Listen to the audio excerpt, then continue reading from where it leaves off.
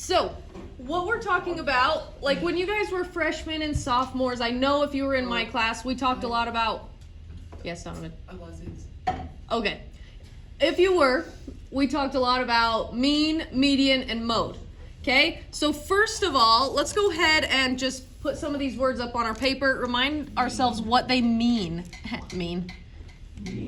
What is the mean when we're talking about stats? That's crazy. What's the mean? Statistics. I did. Oh. It's another word for the average. Average. Yep. I thought you said it was another word for the average. The average. Okay, so whenever you hear the word mean, it means the average. Okay, we also talked about, voices. Thank you. Okay, we also talked about the median. What does median mean? In fact, there's like other words outside of math. For example, Middle. yeah, there you go. I was going to give you an example of how like that concrete thing in the middle of the road is called a median. Right? Okay, we also talked about the mode. What is the mode? You guys remember? It's the data point that appears the most. I was about to crack a joke and say that it was the menu to change the mode of difficulty. Okay, so boom, that's like a teeny little recap of secondary math 1 and 2, what we talked about, finding the mean, median, mode. Okay, we're taking it up a notch. How many of you guys have ever heard or seen of what's called a bell curve? A bell curve. A bell curve. That sounds fancy. Okay, it is literally a curve. Okay, so in number 1, you're going to draw this curve. Okay, it is a curve that looks like a bell. Everybody draw that for me. Alright. That there's a slippery slope. Okay, so there's our bell curve. Mine's definitely not perfect. It usually is perfectly symmetrical from the middle. Okay, so give yourself underneath this bell curve a little axis, what we call an axis. Which is a straight line that goes underneath that bell curve. That's crazy. Are we tracking earthquakes? Okay, right in the middle. So if you were to split this bell curve right in the middle, this is what we call, this is not a word that is new, but it's a new symbol for you guys. It's like a little backwards U symbol. That is our mean. Can you please send Lily Larson to the attendance office? She's checking out. Yep. Thank you. Okay, so I just made a note that that little like backwards U symbol, because you will see that on your assignment, it means the mean, the average, right in the middle. Okay, so now what I want you guys to do, kind of, yeah. So now what I want you guys to do is give yourself one line on each side of the mean, right in the middle. Okay, one more line.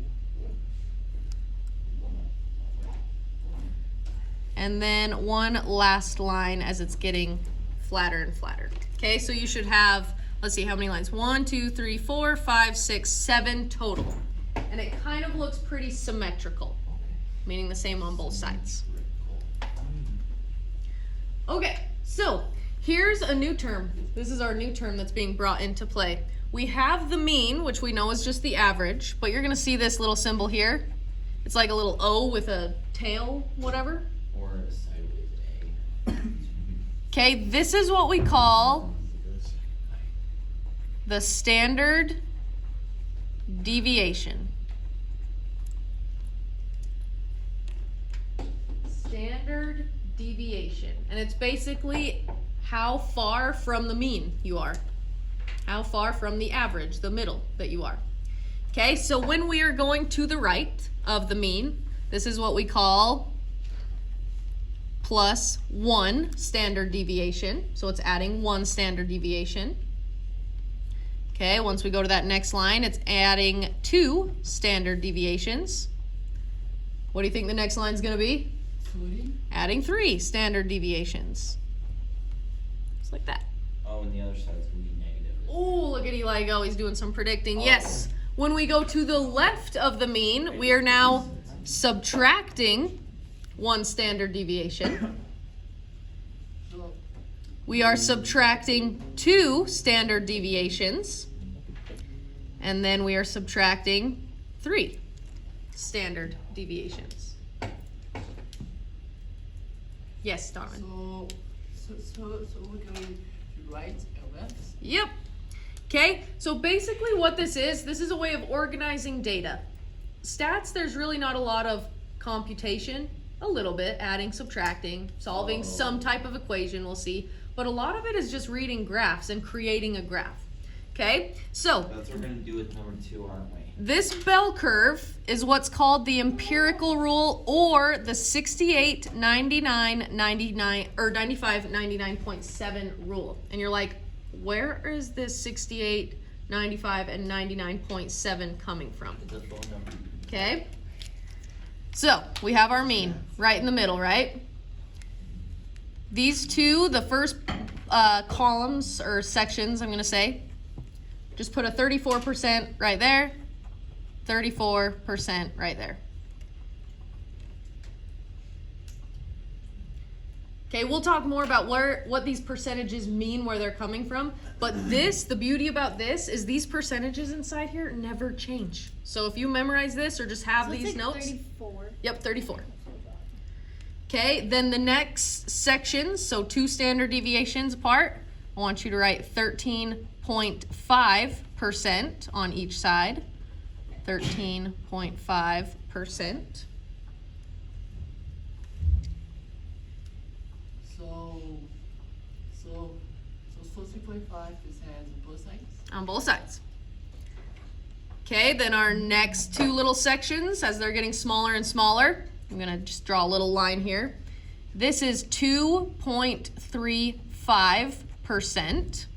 Okay, and on the other side, 2.35%.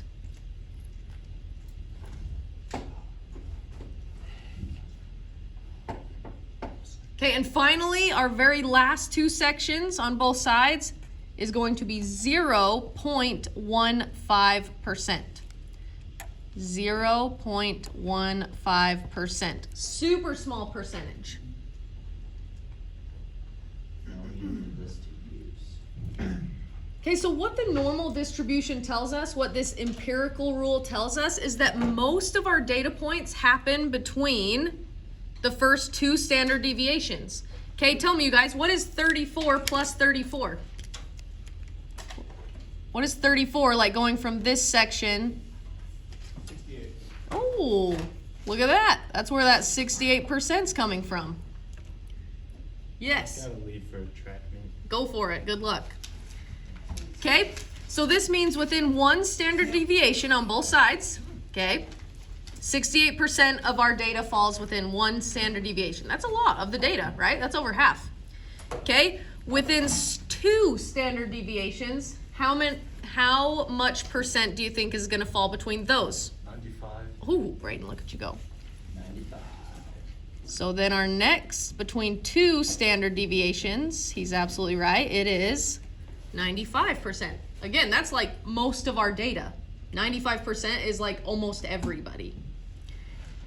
Okay, and what percent do you think falls within 3 standard deviations? What's our next number in the rule? 99. 0.7. Okay, that's like literally almost everybody. Okay, so let's see, I'll draw this down here. Ooh, so within 3 standard deviations, we have 99.7% of our data. I guess this is how we get the status on car crashes. They could. There's a lot of ways to use stats. Okay, and then of course we have these teeny tiny little percentages over here, where it's like you're gonna have somebody, like for example, our next problems, we're talking about the ACT and the SAT. Okay, you're gonna have that person who scored a 36, a perfect score on the ACT.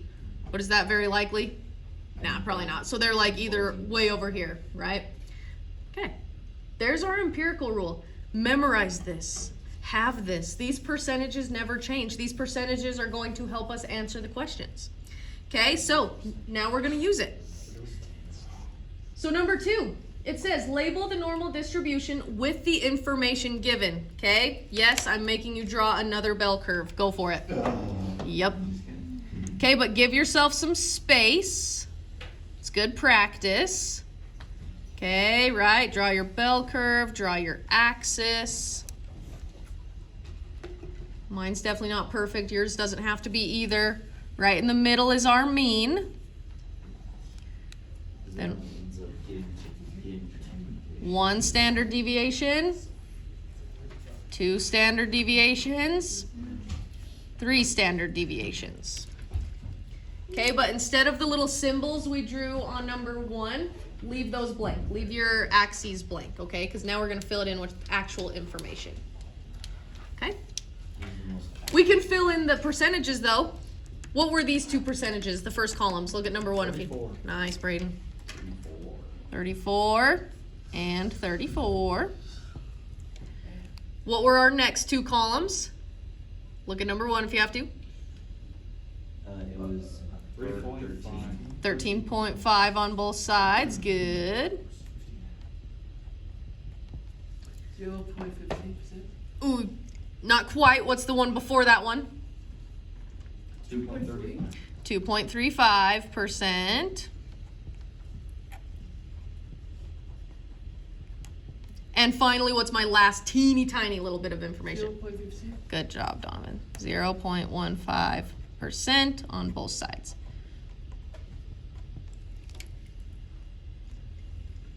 Nice. Okay, like I said, those percentages never change. Yeah, you're gonna get sick of drawing this curve, at least on the computer you don't have to.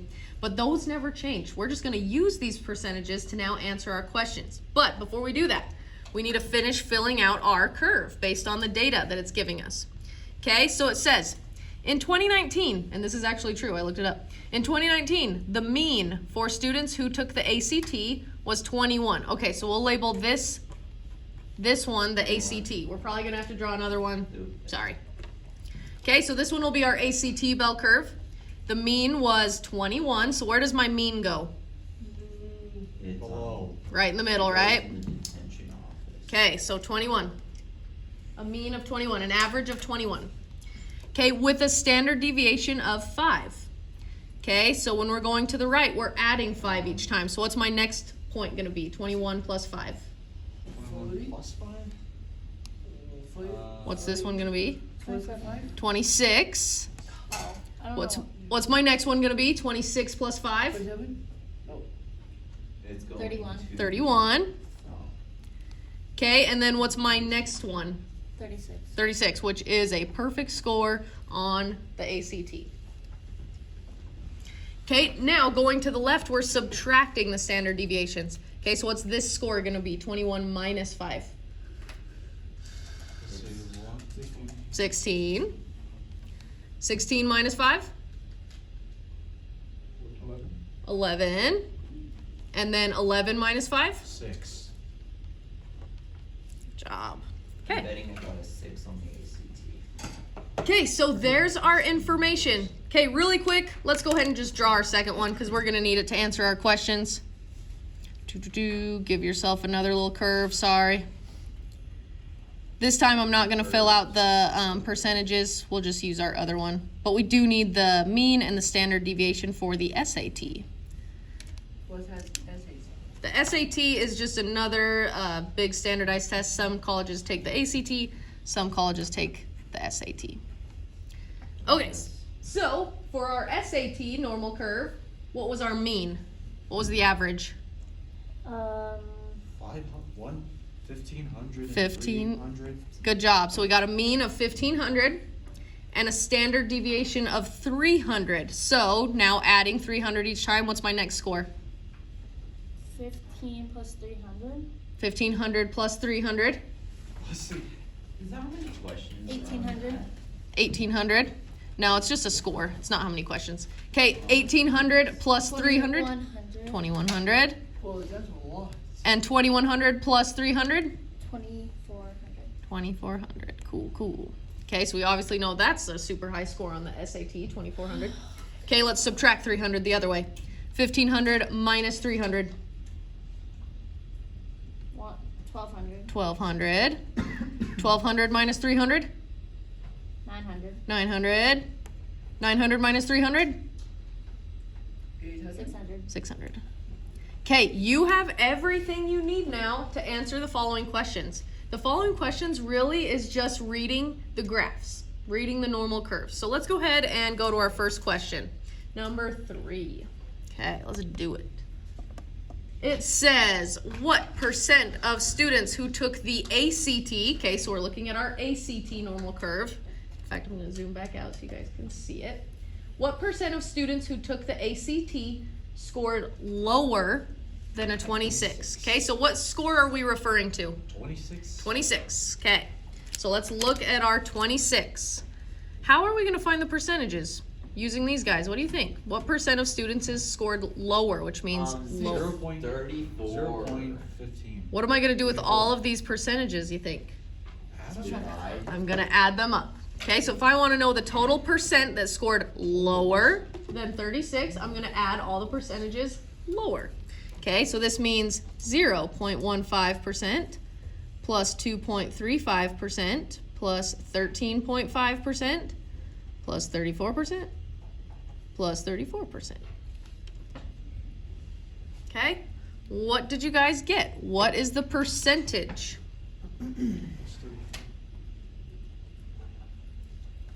Here's another easy way of looking at it. What's right in the middle? What is right in the middle of 100%? 50%. Cool. We know this side is 50%. Let's add 50% plus 34% to get us to that 26. 84%. I got 50. You probably missed one of those 34s, It Brady. would have been very embarrassing if they got the math. That is literally it, you guys. We know that 84% of students who took the ACT that year scored lower than a 26. Dang. Yeah, no. 4. Yes. 84% of people who took the ACT that year scored lower than a 26. 26 is a good score, you guys. You know. Like most people score lower than that. This is like actually true information. Okay? Huh. Well, that's horrifying. I Interesting, huh? don't even know what my scores were. You'll get it. Okay? Let's keep going.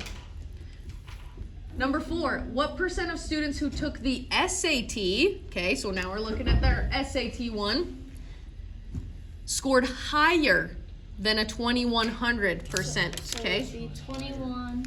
Okay, we know that that little section is 2.35% and 0.15%.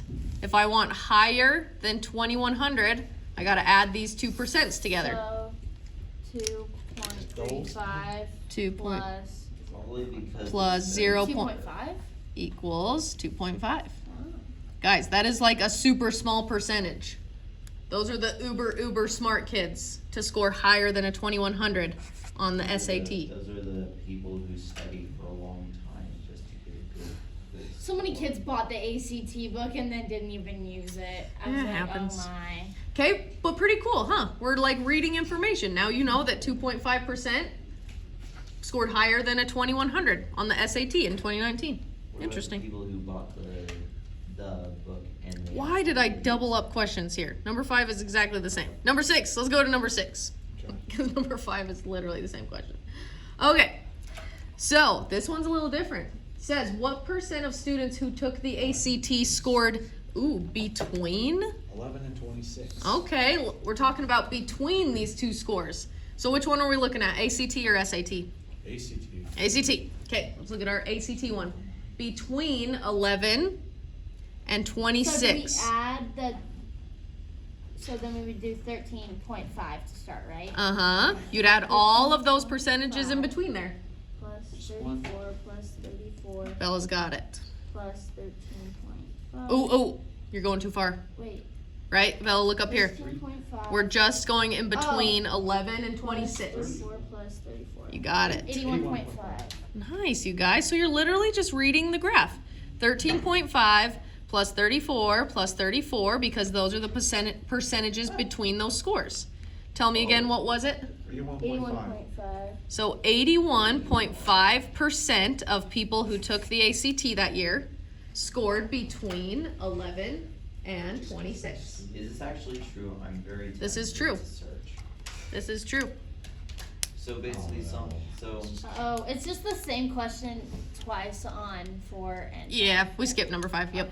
Okay, let's go to number What 7. student scored Oh, higher This than is doing the ACT regarding and the test SAT. They Oh. took student A. Bella's reading it for us. Student A who scored a 31 on the ACT or student B who scored an 800. I don't get that. Okay, let's read it again. Okay, so it says, which student scored higher than more students? Okay, so it's basically saying who did better, who Okay. beat more people. Okay. Okay, student A, who scored a 31% on the ACT, or student B, who scored an 1800 on the SAT. Okay, so let's split this into two, what do I want to say? Two steps.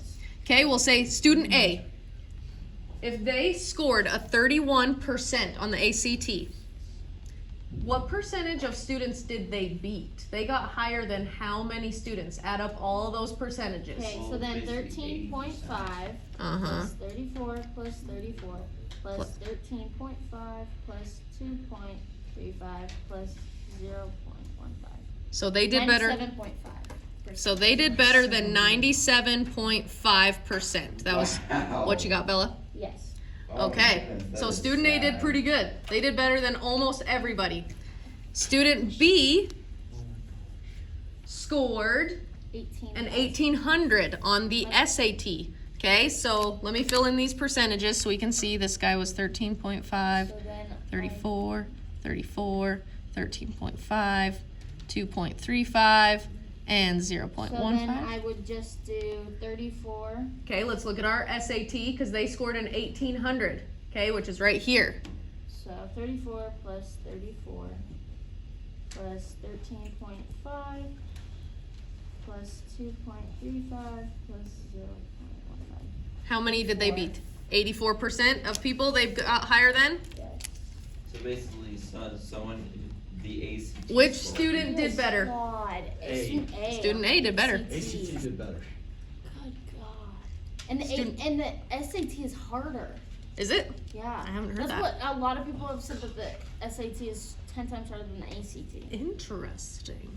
Okay, how are we feeling about this normal distribution in reading? Like the percentages don't change. You just change the information on the bottom. Get it? But like once I do it on my own, I know it's gonna Let's fly out. practice one more time then. Fly Turn out. your paper over. Okay, this is good practice. Okay, it says label the normal distribution for the information given, then answer the question. So yes, again, draw yourself another bell curve. I wanted to know how Are we many gonna do all Skittles three of these? in a normal size? Yeah, the first one is just drawing it Oh, and okay, labeling it. 'cause I was- oh. Oh, Skittles are in a normal size bag. Okay, so Why do we have to do Skittles? Eli, I appreciate your comments, but let's wait, okay? Okay, so it says John wanted to know about how many Skittles are in a normal size bag. So he bought 100 bags and counted the Skittles in each. Wow, that would take some time. He found out that the data was normally distributed, which means it creates that normal bell curve, with a mean of 200. Okay, so what's right in the middle? What was our mean? 200. And a standard deviation of 15. Okay, so let's go 1 standard deviation, 2 standard deviations, 3 standard deviations. This way we're adding. So what's 200 plus 15? 215. 215 plus 15? 230. 230 plus 15? 245. Okay, so there are our mean and our standard deviation over there.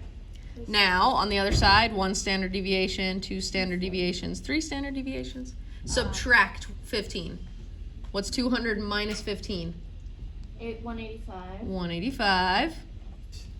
185 minus 170, 170 and then and 155. 155. Look at you guys go. That right there, honestly, is like one of the hardest parts, is just labeling it. Do the percentages ever change? No. Nope, they always stay the same, so that's great. Let's go ahead and just really quickly label so we can read it. 34, 34, 13.5, 13.5, 2.35, 0.15. Oh, whoops! I wrote that 2 times. 2.35, 0. 230 is 2.35. 2.35, yep. 2.15, and then. Okay, so part of your assignment is actually, it'll give you this bell curve already created, and it'll say, what's the mean? Well, we'll just find the number right in the middle. What's the standard deviation? See how much it's going up and down by. Not too hard, right? Okay, but now let's use this to answer the questions. Let's look at number 9. Bless you. What percent of bags had Skittles within 2 standard deviations? Okay, that's pretty easy. Within 2 standard deviations. So 34 plus 34. That's 1 standard deviation on both sides. 2 standard deviations. What do we need to add? 2.35. We need to add within 2 standard deviations. So would you do 34? Could you do 34 plus 34 and then 13.5 plus 13.5? You and got add it. Together, so 95. 95%.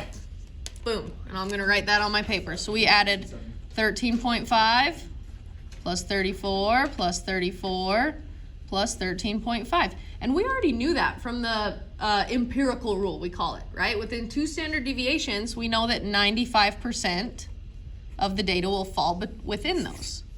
Okay, so 95% of the Skittles bags had Skittles within 2 standard deviations. This will take a long time. I should make you guys do that. See if this is accurate data, because I totally just made it up. All right, number 10. This one is, I did not look this one up on the internet. I made it up. Okay, let's answer number 10 though. What percent of bags had between, 86%, Bella's got it, between 245 and 185 Skittles in them, okay? 34 plus 34. Between 185 and 245. 13.5 plus 2.35 plus 2. Whoa, whoa, whoa, 245, you're going too far, Bella. We're Oh, well then it wouldn't be 86 because I accidentally added that one. okay, we only want from 185 to 245, so leave that guy off. So we're gonna take 34 plus 34. 36.35. That's not. Check that. 13.5 34 plus 34. plus 13.5 plus 2.35%. 83.85. And 83.85% fell within between 185 and 245. Hey, I got the 8 right. I don't